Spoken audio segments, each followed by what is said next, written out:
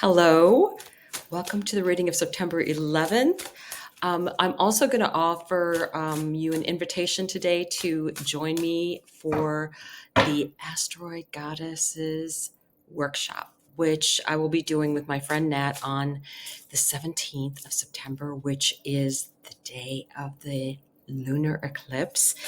And we chose that day specifically because number one, it is going to be regarding Selene, who is the goddess of the full moon.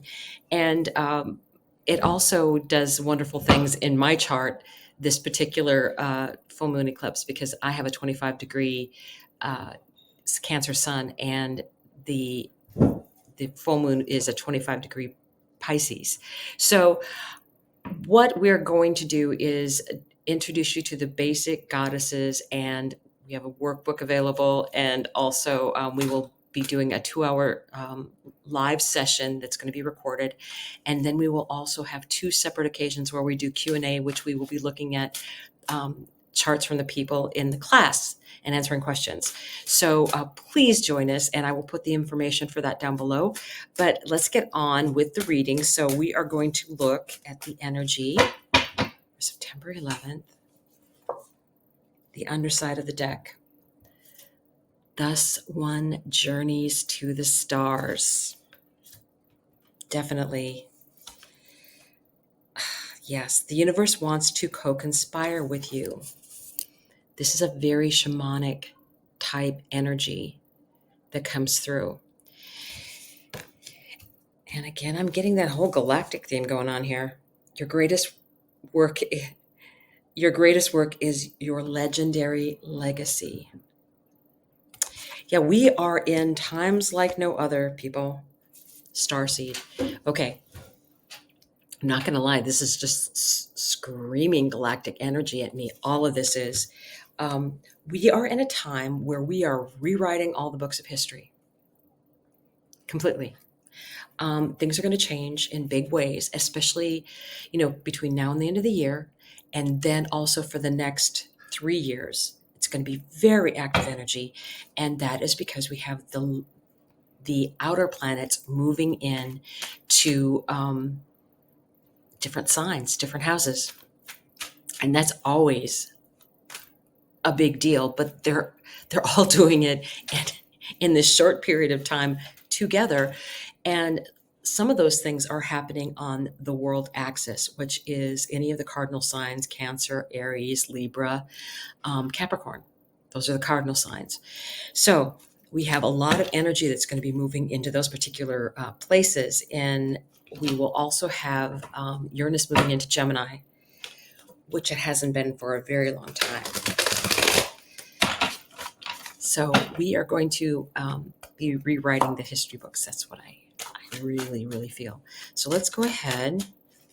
Okay, and it wants another shuffle. I just do as I'm told. Kind of feel when the deck is like, a little bit more. Okay. All right, underside of the deck. So underneath, thus one journeys to the stars. This is 5 of Cups energy. This actually is the story of this is the little matchbox girl, right? And what we need to remember is that this isn't necessary. No one needs to be left out. It's her choice not to go inside. In this particular circumstance, and what is going on in the collective right now, people are going to either choose to be above the fray, reasonable people, or they're going to get into fear and anger, and it's just not going to work for anybody. So, yes, honestly, here you go. Not kidding. Underneath, the universe wants to co-conspire with you. What comes out? Judgment. Judgment is like Hecate. She is, anytime I get judgment, it's Hecate for me. You are at a crossroads. You need to make the decision, and only you need to make the decision. You can't make the decision for someone else. This is free will time. What are you going to do? The universe wants to co-conspire with you. Are you going to take that chance and say yes? Underneath, your greatest work is your legendary legacy.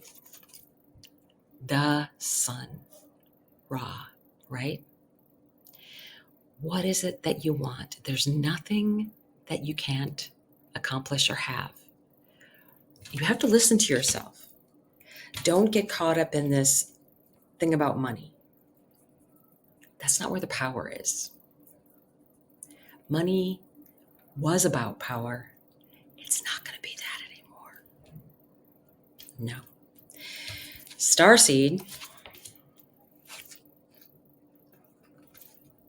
Knight of Cups. Where are you going? What are your plans?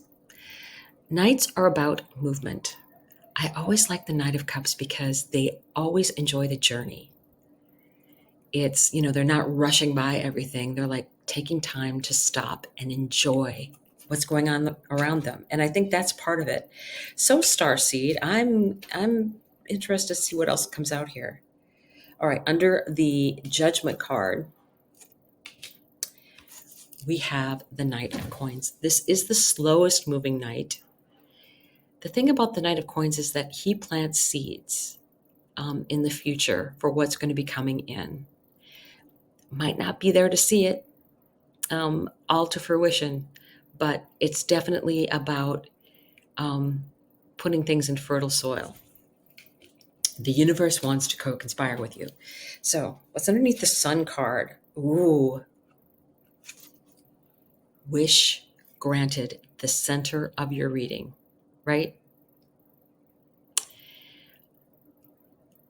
What would make you happy? What is it that you want? I think that we'll see, because this can also be the timing card position, 9 of Cups could be 9 months from now. Well, a lot of the mess will have happened. There's still some coming, but there's things that are happening that are going to allow people to not have any glass ceiling above them anymore. And so you can do whatever you want. So you have the Sun and you have the 9 of Cups underneath. Your greatest work is your legendary legacy. What do you want to accomplish? You can do it. I don't care how old you are. You can do it. All right. We have the Ace of Wands underneath the Knight of Cups, underneath Starseed.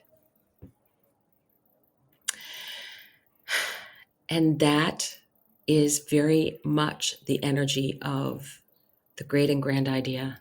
What spark can you bring in? Or what, as a starseed, can you bring in? So let's go back here. 5 of Wands. There is going to be some of this energy out there. There is going to be some of this energy out there. The answer is, you don't fight over things. You figure out a way to make them work for everyone, a win-win. Because hoarding isn't going to do any good. I'm not saying it's not a good idea to set aside things for a rainy day, but the whole idea is that then when it's time, everybody gets to be a part of sharing in what's available. Because I think it's like that whole pack mentality. Sorry, Game of Thrones reference. The lone wolf dies and the pack survives. Just going to go out there with it. Okay, I love this one. This is the 3 of Wands. And in this particular story, normally the 3 of Wands is someone, it's a card of receiving in what you've asked for. And this particular 3 of Wands happens to be the story of a little girl who goes and gets her ladder, and she climbs into the palace and saves the prince. She's off to get her prince. She's not waiting for the ships. She's on her way. And I just love this whole analogy because she's like, I can do it myself, right? I can manage the goals on my own. I'm not waiting to be saved. I'm going to go, do my own thing. Love that energy. Okay, so we have underneath the Star Seed, Knight of Cups, Ace of Wands, and King of Swords. The King of Swords is Aquarius energy.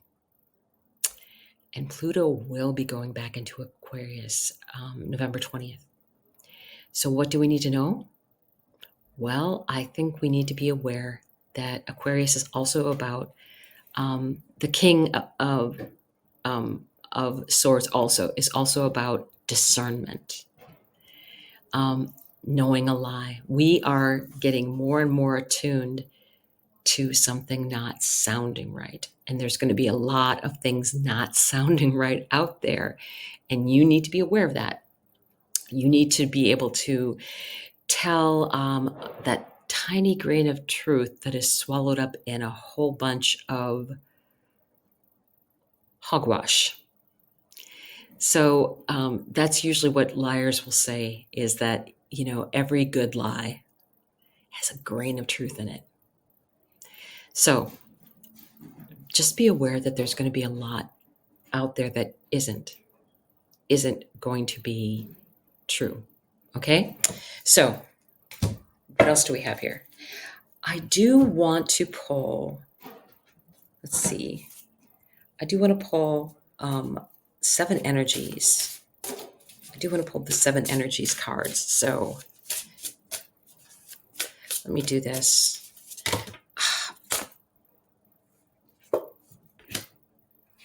Okay, I want to just see if there's anything else here. Hold on just a second, because I wasn't sure if... All right, you're going to have to be pretty plain for me here. All right. You jump down, so let me see. Let me see what we have. Spirit of gratitude. Spirit of gratitude and willing release. Willing release. Yeah, let me see, because they're very interesting. Flip to the end. Energy.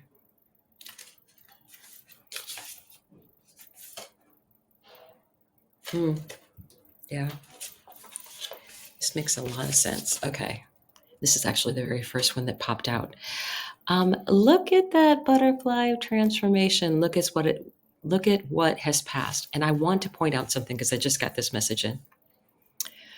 Look at these dandelions. So we're all familiar with the cycle. The dandelion grows and blooms. And when it is finished, it turns into this really interesting ball of fluffiness that has seeds inside of it, right? And where I'm from, you would take these and blow on these seeds and make a wish. Because to me, these were little angels that were flying off into the world. That's how I viewed them, so I could make a wish and it would carry this on. But we have to remember that we only get to that point where we can make the wish when the dandelion has completed its full cycle. And that's why this is important, because there are cycles that are completing before we can get the wish. That's the story here. So let me read this. Key concepts: yielding to divine plan, releasing attachment to form, especially if something isn't what you expected or wanted, leaving room for serendipity. Some days you have to let go of your struggle to find an answer and focus on other things for a while. This doesn't mean giving up altogether or losing anything. Remember that in our co-creative partnership with the divine, give and take is necessary. You do your part by setting your intentions and taking any necessary actions, but you must then surrender the form, the timing, and the how to your higher power. There is a divine plan for each of us. When acting on this faith, you may find that your intense desire for something translates into a feeling of attachment and entitlement. Right now, can you immerse yourself in this experience and allow the divine plan to unfold as it will on your behalf without interference? Can you be open to receiving what is yours, even if it is not packaged in the form you thought you wanted? Perhaps if you look deeper, you will see what you've received, the perfect vibrational match to your most authentic wants and needs. You have to put in the work, defined your desires and felt them deeply, and engaged your higher power. Now you must let go and see what transpires. This isn't always easy. Impatience erodes the foundations of your trust in the divine. Surrendering truly will serve your highest good. Knowing this truth in your heart, can that really be so difficult?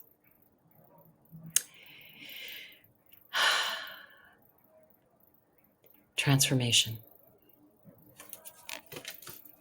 I'll see you tomorrow.